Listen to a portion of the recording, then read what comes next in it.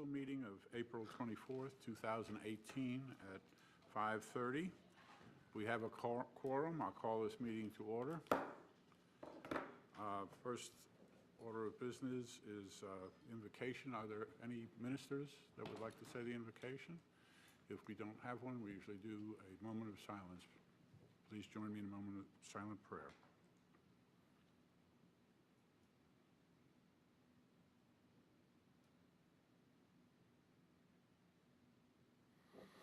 Please join me in the Pledge of Allegiance to the flag. I pledge allegiance to the flag of the United States of America and to the republic for which it stands, one nation, under God, indivisible, with liberty and justice for all.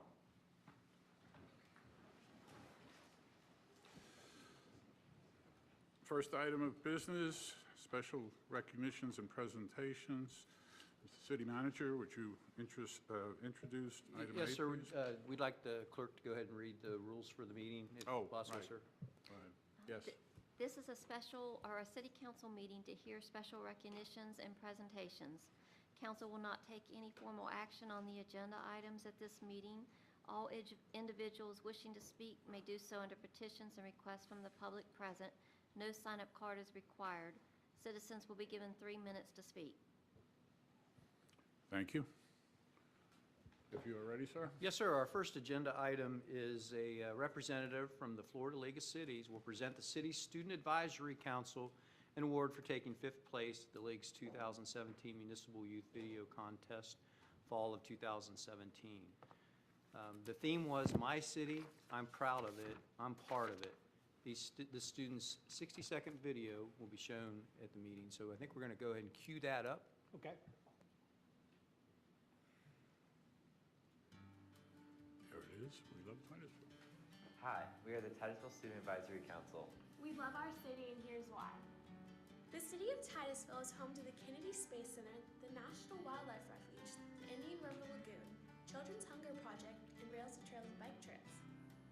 New rockets and new displays of rocket technology are being designed every day at the Space Center. The Wildlife Refuge is home to many endangered species. The Indian River Lagoon is home to bioluminescent jellyfish during cooler months. The Children's Hunger Project partners with many churches in town to provide non-perishable food items for impoverished children to take home.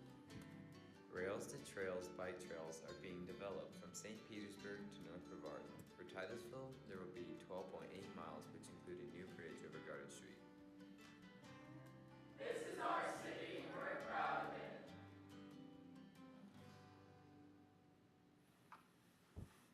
Very good.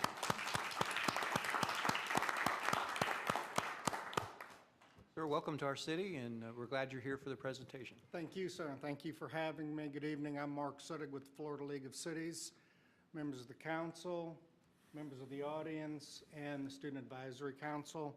It's a pleasure for me to be here tonight and an honor to personally present this award to you for being a winner in the Florida League of Cities 2017 Municipal Youth Council Video Competition. For the video competition, Florida League of Cities asked youth councils to showcase their ideas, creativity, and commitment to their communities for Florida City Government Week. The goal was to raise public awareness about the services that cities perform and to educate the public about how city government works. We also asked councils to write a narrative supporting the video. The council expressed their commitment to involving young people in community affairs. Beyond that, the council highlighted the history and community of Titusville. In addition to today's presentation of a trophy and monetary award, your Student Advisory Council's winning video is being featured on the League's website and has been highlighted on Facebook and Twitter. It will also be recognized at our annual conference in August. It's very impressive. That was an excellent video. The work of this phenomenal youth council is exemplary. Thank you, Ms. Debbie Denman, Ms. Jorlyn Donhoff, who I know is not here tonight, but we have been corresponding with her, and the Sanford Mayor's Youth Council, who has put so much of their time, effort, and heart into making this an exemplary youth council. The Florida League of Cities appreciates the involvement and fantastic work of your youth council. I'm honored to present you with fifth place statewide trophy and award for the 2017 Municipal Youth Council Video Competition. A winner's check of $100 is a great accomplishment. Congratulations and keep up the good work. Mayor, if you'd like to join me at the podium. Yes, sir. Maybe we could Beyond do it. the presentation, and I don't know how you want to handle having the youth council. Sir, if we could get you guys to kind of circle around the podium, and we'll be looking that way. Okay. So,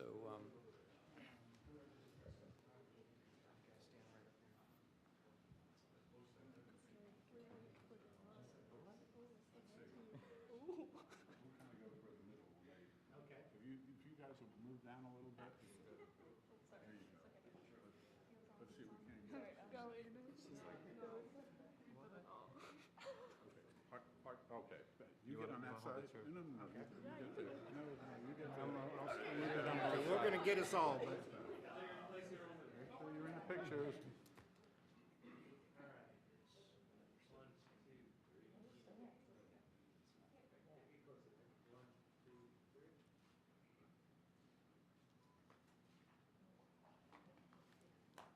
Mayor, if you'd like to say a few words, or any representative of council? Just congratulations. That was a great job you all did, and thank you for doing it. We'll be seeing that again and again, I would assume. Thanks again. Congratulations. Thank you.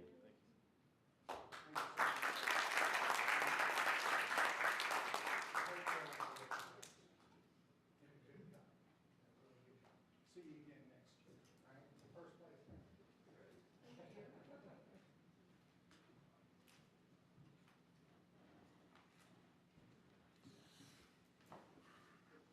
Next items, Mr. City Manager, Osprey nutrient.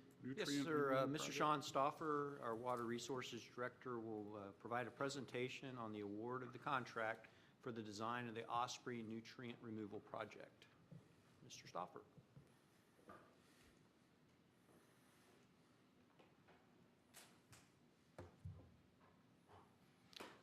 Good evening, Mayor and Council. Good evening. So tonight I'm going to do a brief presentation on the Osprey Water Reclamation Nutrient Removal Upgrade Project. Here we'll talk a little bit about why this project is necessary and important, and the approval for the design contract of the project will be on the 6:30 meeting under consent. So we want to take a little time now to kind of introduce it and talk about the project and why we're doing it.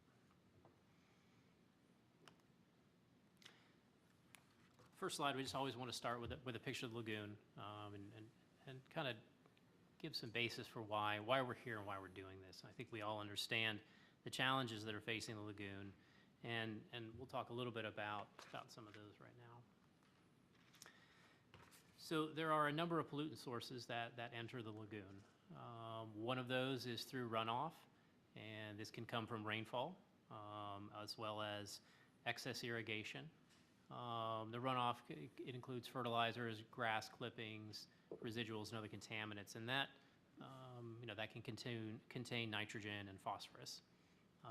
There's also an item called base flow, and another word for this would be groundwater. And there's a certain amount of nitrogen and phosphorus or nutrients that are in the groundwater itself, and that groundwater also flows to the lagoon. And some of the things that enter that groundwater would be fertilizers, as well as septic systems. They discharge into groundwater, and then that flows to the lagoon, as well as leaky sewer pipes. And so that's another place where nutrients can enter the lagoon. Another source of pollutants is point sources, and this can be from reclaimed water or sewer overflows. I'm sure we've been many articles in the Florida Today recently about what happened from Hurricane Irma and some of the effects, and we would consider those to be point sources where there were overflows directly to the lagoon. And then another fairly large contributor of nitrogen is atmospheric deposition. And that, simply stated, is nitrogen from the air goes into the water and adds nitrogen to the water column. And of course, we can't do anything about that, but that is a contributing factor. So one of the things that we're highlighting with this project, you can see circled in green, It relates to excess irrigation and reclaimed water. And I think you would ask, well, why, here we'll go back, you ask, well, why is that important? The main focus of this project is to remove nitrogen from the reclaimed water that's produced by the Osprey Water Reclamation Facility. Currently, that facility does not discharge to the lagoon. It used to back in the early 90s, but there are no more discharges to the lagoon from that facility. That was ceased in 1995. Currently, all wastewater that enters that facility is treated to reclaim standards and then distributed throughout the city for irrigation. Currently, the state of Florida does not put any nutrient limits on reclaimed water. And so the treatment that we do does not purposely remove any nitrogen. And and that's really the crux of this main project, is that we're going to be upgrading the plant to include nitrogen removal. And so the question you ask yourself is, well, how does that nitrogen then get into the river if it's distributed through reclaimed? Well, one of the studies, and this was highlighted in the Save Our Lagoon plan from 2016, is that the University of Florida did extensive studies on irrigation and turf grasses. And what they found is that nitrogen in reclaimed water has significant leaching, which means it goes past the grass and into the groundwater when grass is over-irrigated. When you irrigate more than about an inch a week, that nitrogen passes right by the grass and gets straight into the groundwater. And so that is one reason why the Save Our Lagoon plan included this project for removing the nitrogen from our reclaimed water. The objective is to reduce the nitrogen in the reclaimed water, and then that will reduce the nitrogen going to the Indian River Lagoon. We're projected to remove about 22,000 pounds, maybe 23,000 pounds of nitrogen per year. And that looks like a really big number, and it is, and that's because the facility itself creates quite a lot of water, a couple million gallons a day, and when you add that all up per year, it becomes a considerable amount of nitrogen. So why are we so concerned about nitrogen? It is one of the pollutants that fuels algal blooms, and I know that we certainly in Florida today they talk a lot about the algae blooms that are starting. A couple years ago we had significant algae blooms and caused fish kills, and basically what happens is the nitrogen acts like a fertilizer and helps the algae grow. It blocks the sunlight that the aquatic plants and grasses need, robs the water of oxygen, which in turn kills plants, fish, and wildlife.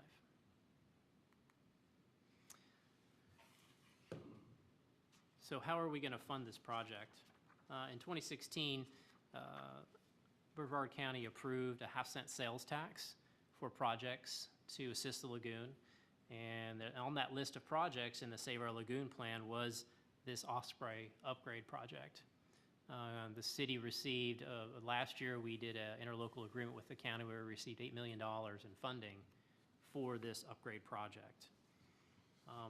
Later on tonight, the action that we'll be requesting you to take is to approve the design of this project. And that's at approximately $1.7 million of design. And I understand these are very big numbers, but there's three main reasons for that. First, the plant that we'll be upgrading was originally built in the 50s and has been rehabbed and upgraded a number of times. So that makes the design of this project very complex. If you've ever fixed up an old house, you understand what that means. And so we're going to be looking at all the existing structures, the existing electrical, the existing control systems, and trying to add these new technologies in to make it work. And so it'll include multi-disciplines. One of the goals that we've given the engineers is we want them to make use as much as they can with the existing facilities. So we're expecting to pay a little more in design on the front end so that we save some money on the back end during construction by using existing tanks, existing piping as much as we can. You would think if this was a raw site where there weren't any constraints, there weren't any pipes, there wasn't anything going on, it'd be a lot simpler to design. But you know, the thing to remember is this facility operates 24/7, And through this entire project, it will have to operate 24 hours a day, 7 days a week. You can't turn it off. We can't ask people to stop using the sewage. So, so it is a complex project. It is a retrofit project. And I think the other thing that we can all understand is that construction is up right now. And so there's a lot of competition. And so we're gonna see this that the market has returned, and that affects costs. And that's just the world that we're in today.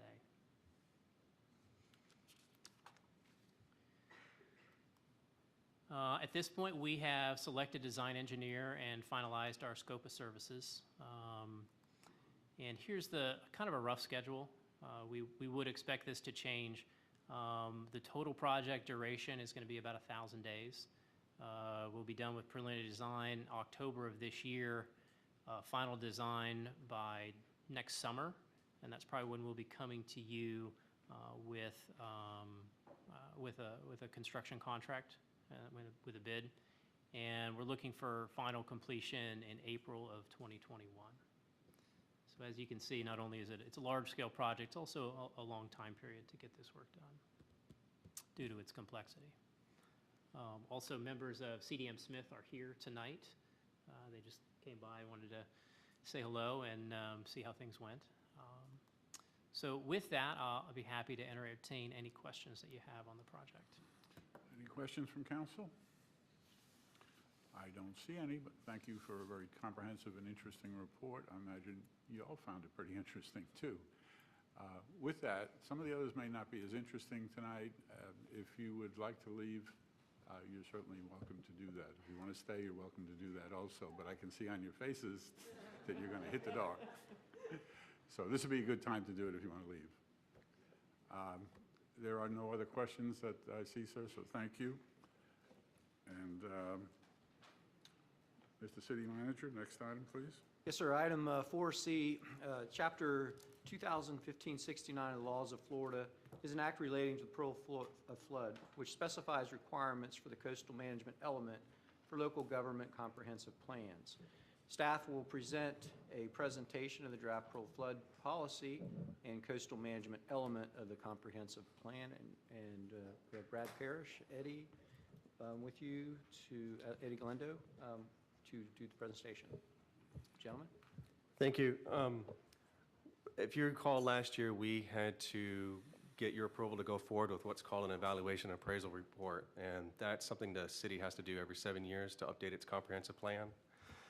Well, what we decided to do was go through it and see what policies need to be updated to be consistent with state laws that have been adopted since the last time we did this year review. And one of the policies that we came across that was really important was what's called a peril of flood. It was adopted by the legislature in 2015, and it has to do with coming up with policies that have to be inserted in our coastal management element of our comprehensive plan, addressing all properties and areas along the water line, along the Indian River Lagoon, that somehow mitigate sea level rise, storm surges from hurricanes, flooding, things of that nature that basically will happen as a result of sea level rise and climate change. And so the state is mandating that every coastal community adopt some kind of policies that address this issue. We looked at other jurisdictions to see how they dealt with this. Some are much more prepared than others. Some communities have come up with plans and studies and been able to provide policies that have been acceptable to the state through a lot of data analysis and strategic plans, and the most prominent ones are probably down in Dade County. Other communities are way behind. I have to admit, we were very behind as well. We were looking around for assistance on this, and we actually applied for a technical assistance grant, which we did not receive. So we've had to do a lot here in-house.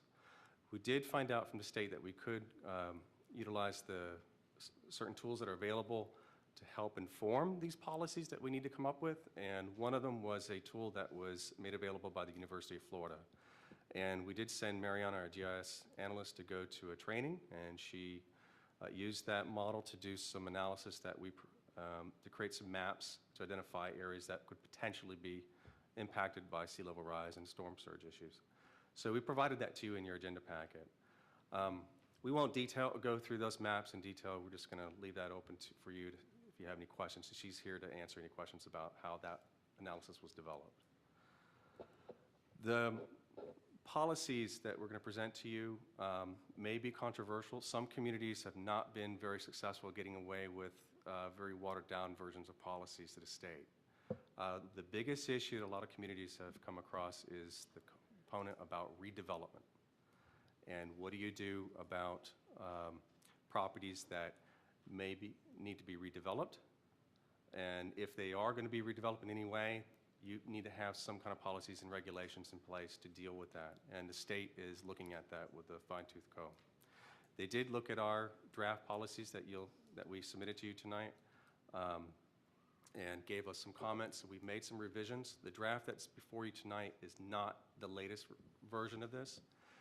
I'm going to turn this over to Eddie. He's the one that helped us create these policies and incorporate into our coastal management element. And he'll go through some slides that talk about some of the requirements that the state asked us to put into our comprehensive plan.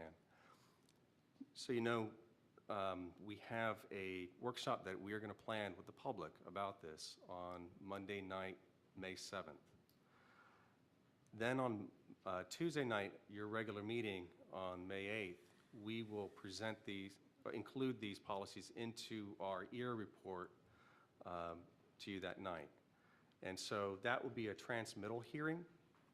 If you accept these policies, including the other policies that we'll present to you that night, then the amendments that are EAR-based will be sent to the state for review. There will be another opportunity to look at these policies again. So we will get comments back from the state, and then we'll have another chance to look at them again and come up with some changes that, that we think is needed. So with that, I'll turn it over to Eddie, our Natural Resources Planner, and he'll go through some of these slides. Good evening, Mayor and Council. As Brad mentioned, the Parallel Flood Act was signed into law by Governor Scott and incorporated into Florida law in 2015. It specifies requirements that local governments have to include in their coastal management element of the comprehensive plan. The next few slides, we're going to walk through the 6 requirements of the Parallel Flood Act, and I apologize up front, it is boring, it's just plain language, but they're the 6 requirements that are included in the Act. So the first is to include development and redevelopment principles and strategies and engineering solutions that reduce the flood risk in coastal areas which result from high tide events, storm surge, flash floods, stormwater runoff, and the related impacts of sea level rise. The next is to encourage the use of best practices for development and redevelopment principles, strategies and engineering solutions that will result in the removal of coastal real property from flood zone designations established by FEMA. Identify site development techniques and best practices that may reduce losses due to flooding and claims made under the flood insurance policies issued in this state. To be consistent with or more stringent than the flood-resistant requirements in the Florida Building Code and applicable floodplain management regulations set forth in federal law. Require that any construction activity seaward of the coastal construction control line established pursuant be consistent with Chapter 161, which doesn't apply to Titusville. And to encourage local governments to participate in the National Flood Insurance Program Community Rating System, the CRS, administered by FEMA, to achieve flood insurance premium discounts for their residents, which we already do. Since 2015, several communities have already adopted their amendments and have had their amendments approved by the state. Some examples include St. Petersburg, Treasure Island, Miami Beach. And so the next few slides, we're going to walk through the city of St. Petersburg's experience with amending their comprehensive plan. The first 2 slides are going to show the changes the city proposed, specifically referencing the National Flood Insurance Program's community rating system. The underlined is the added language, and also referencing their county's local mitigation strategy.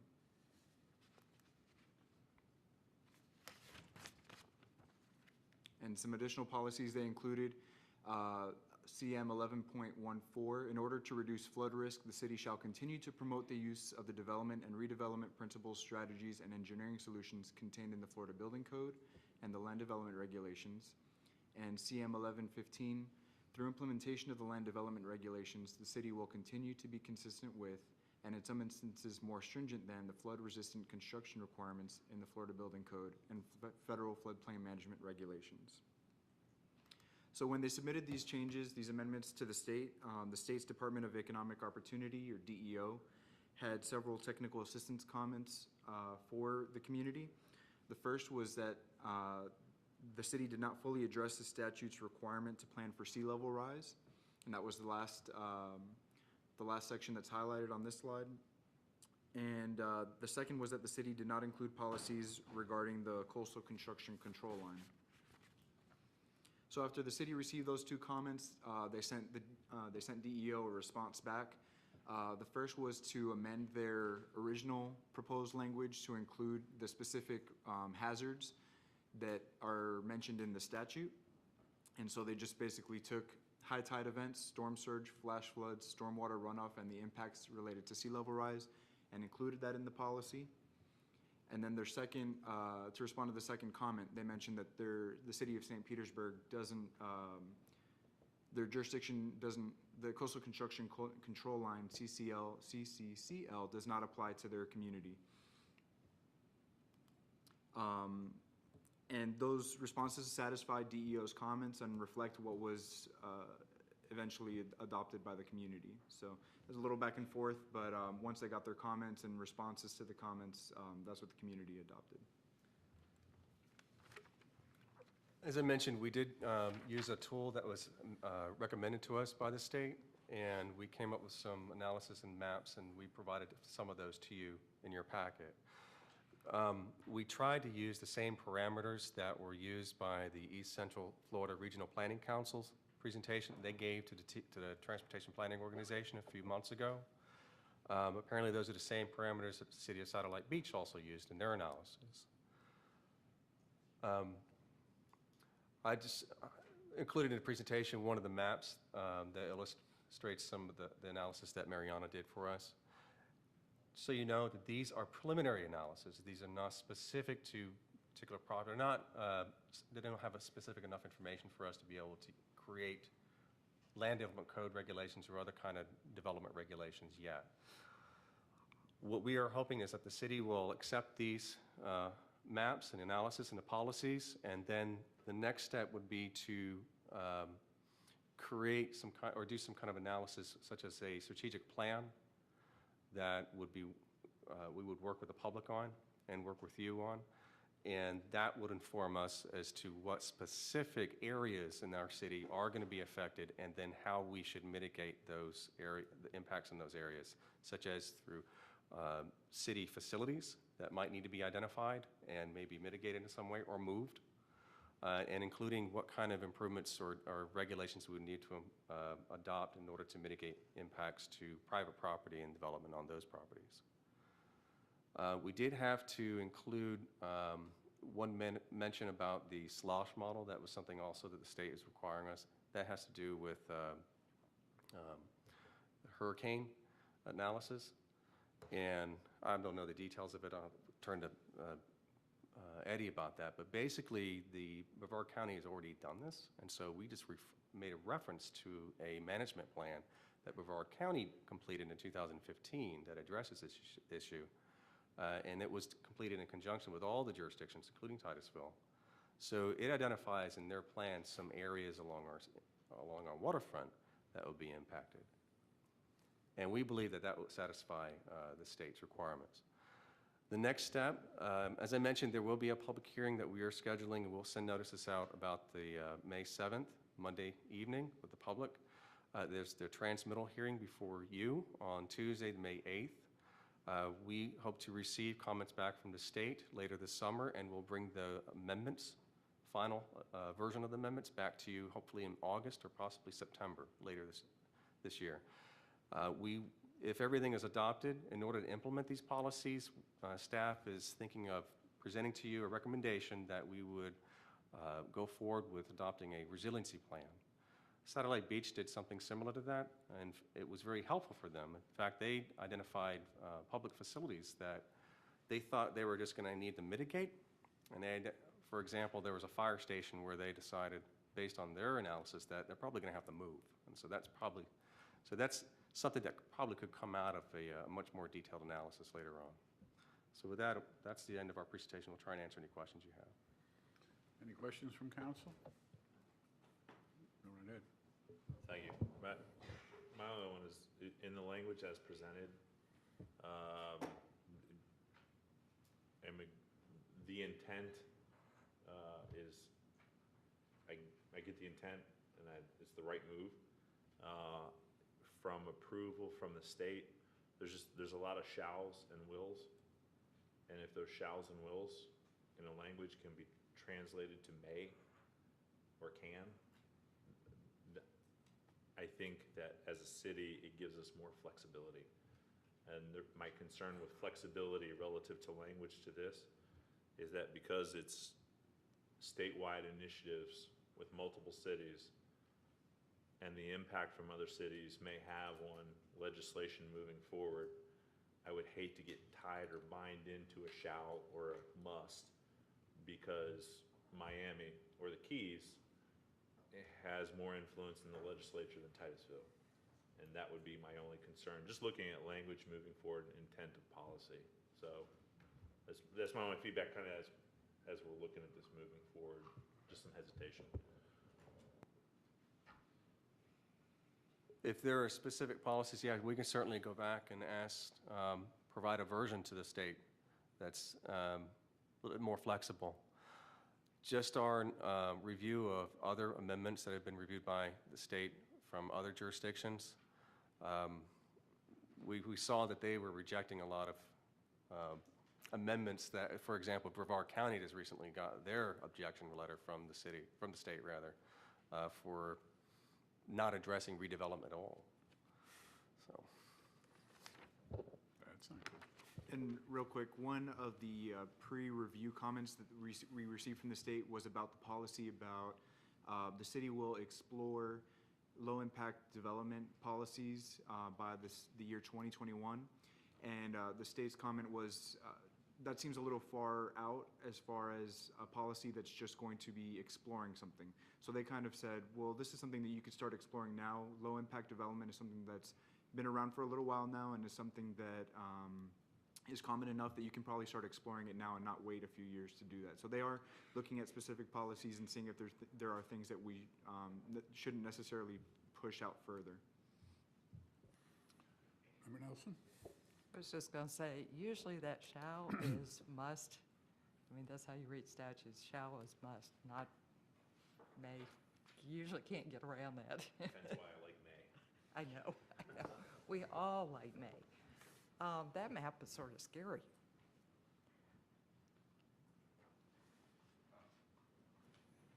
How far in, say, in 2100 does that map project into?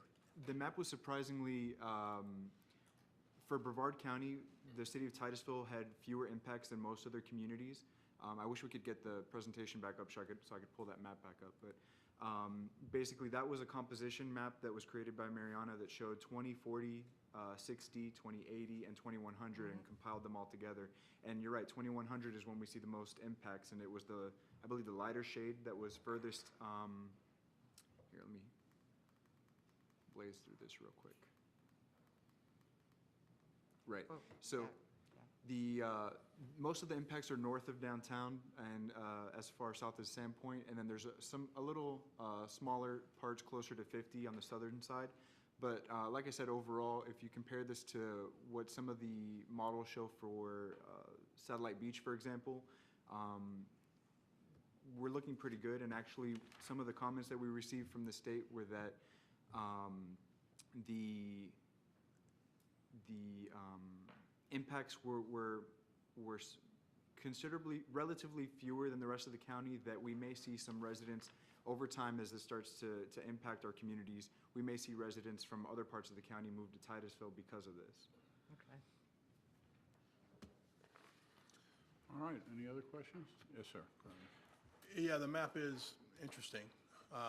It looks like Sandpoint Park goes underwater pretty quick. I noticed there's nothing south of Sandpoint Park and the bridge, and I don't see how the map goes very far further down Highway 50 and further south. And if it does, I can't read it, meaning that it's just too small for me to tell. Maybe it does. But if we saw the rest of South Titusville, there's no, water coming up on the shore. There is a couple spots just south of Highway 50 and along the shoreline a couple spots a little bit further north. I believe we're going to present the maps at the next presentation of these policies. Is that right, Brad? Yeah, the maps will be available at the next presentation as well. With the maps that we submitted in your packet, if you're looking for an impact south of 50, at the end of the analysis, it shows Addison Creek being highly impacted. So wherever there's stormwater drained or wherever there's a creek moving out to the water, the water is going to start moving into those areas and impact that area. Okay, thank you. Could you come to the microphone, please?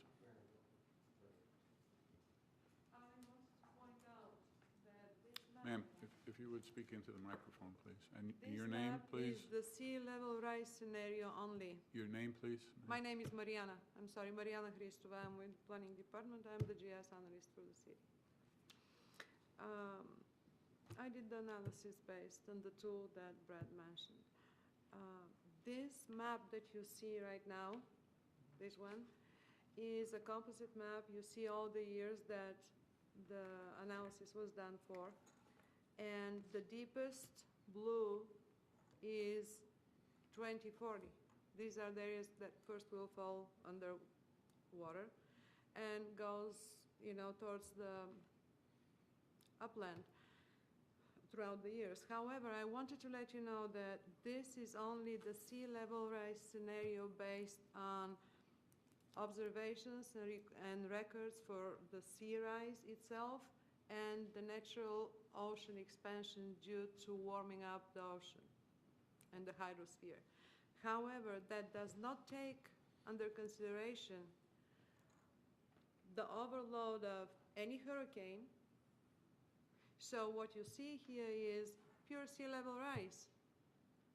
But if you have a hurricane 1, 2, 3, 4, 5, depending on which category storm you're looking at, the effect will be much more significant and spread around over much wider area. Also, it doesn't show the effect of the rise of the sea level on the inland water.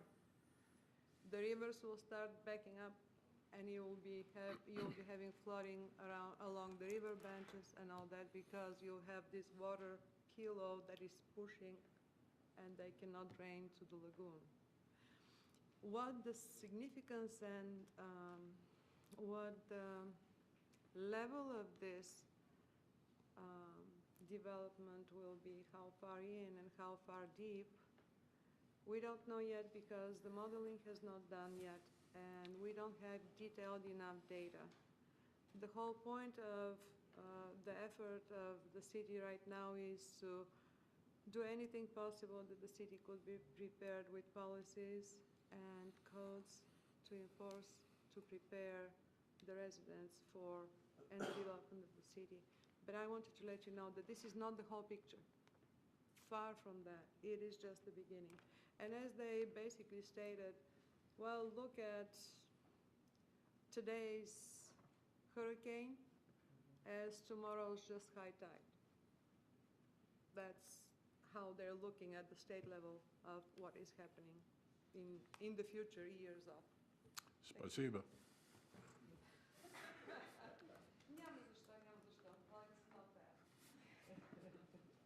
Я говорю немножко. Where are we? Here we are. Anything else from council for these gentlemen?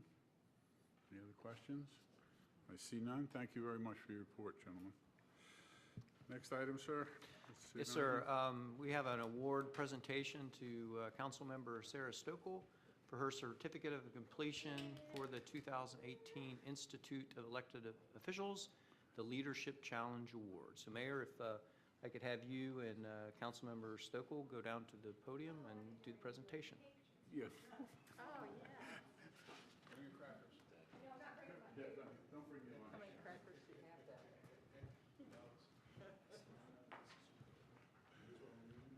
You don't have to read it, sir. Presentation of it.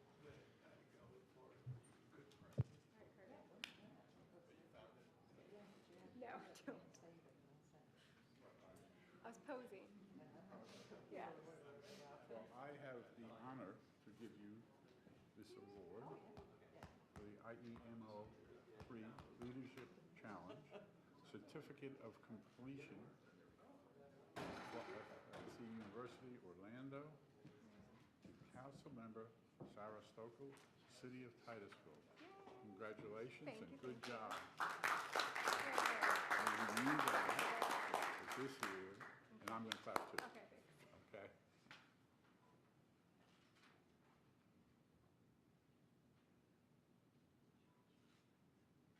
Thank you very much. And by the way, anybody that hasn't taken that course yet, it's very informative and worth doing.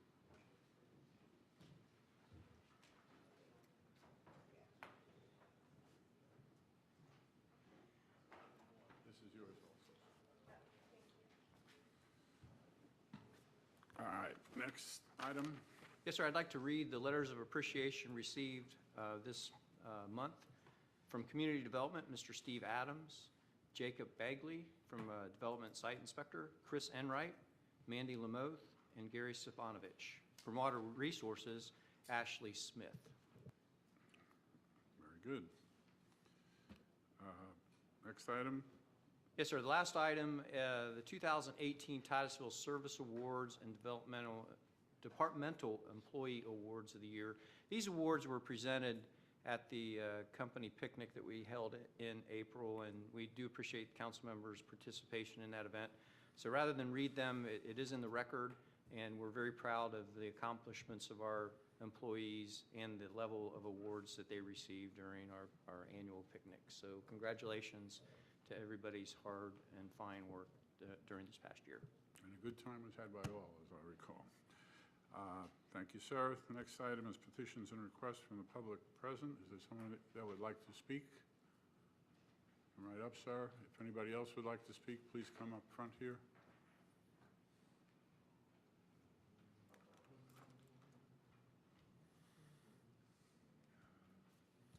My name is Stan Johnson, 860 Poinsett Avenue. I'm not sure what will be acceptable to speak today. I had two items I wanted to address to council. One is that I don't know whether they'll be allowed to talk anymore about that Q and Brew incident, Mr. Johnson. Sorry, go ahead. If I'm allowed to speak anymore about that Q and Brew incident that I spoke about. Say again? I don't know whether I would be allowed to speak anymore about that Q and Brew incident that I was talking about at the previous council meeting. Not unless it's relevant to something we're doing. If it's just a story from your past, you got far enough from me. I feel that it's appropriate, but what you said, I'll honor that. Okay? Thank you. Okay. The next item I have is something that I sent to you, the council members today. It's called an affidavit of gross negligence, and I want to read that to you. It's something that has been recorded in public records with Brevard County. It mentions some people's names, including council members. It says, have acted with gross negligence in the discharge of their duties regarding their continued refusal. And in parentheses, it says refusal by city for over 40 years to have maintained or to even to have inspected floodways/ditches, especially floodways to the St. Johns River between Fox Lake Road and State Road 50. And then the next sentence, city is responsible and continues to fail to assure the public that stormwater relief to the St. Johns River is not restricted by debris, dams, or other that may compromise the integrity of city stormwater system, including the integrity of city's emergency flood relief procedures and system. The refusal, and that's talking especially about council, council's refusal is illogical and unreasonable, parentheses, or is an act of dishonest cover-up, in parentheses, and either way is an act of gross negligence as to the topics of the proper functioning of the stormwater and flood protection system, violation of city stormwater master plan, increased flooding hazards, and increased drowning hazards. All of the parties listed in the previous sentence have been repeatedly notified by me in writing and at council meetings of this problem, and that's me as a professional engineer. They all failed to properly or reasonably respond to this matter.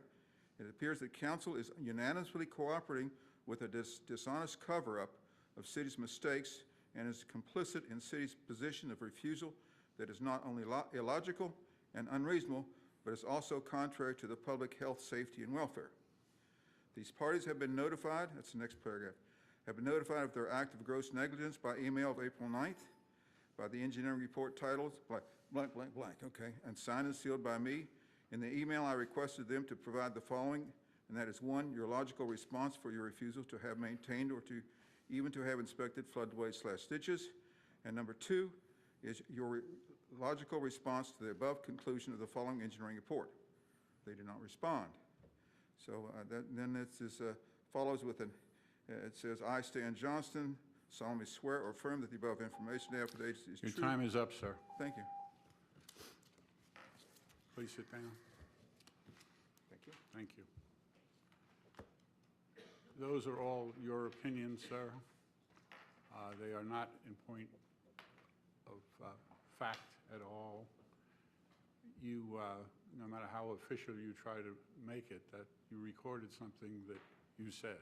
Well, that's good with the city. Oh, I mean, against the city, I guess. But you've been told dozens of times that those aren't our responsibility. They're in the county.